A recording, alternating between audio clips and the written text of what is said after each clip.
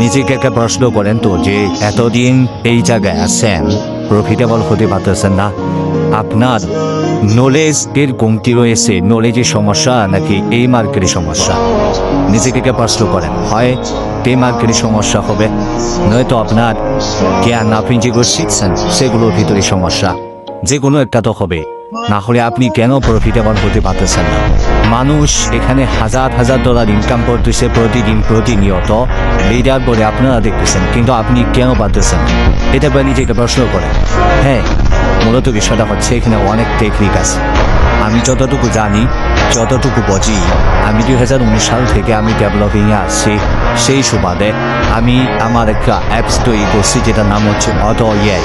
যেটার নাম হচ্ছে অটো এআই প্রিমিয়াম ভার্সন। এটা হচ্ছে প্রিমিয়াম ভার্সন। এখান থেকে আপনারা সম্পূর্ণ সব কিছু আপনারা জানেন।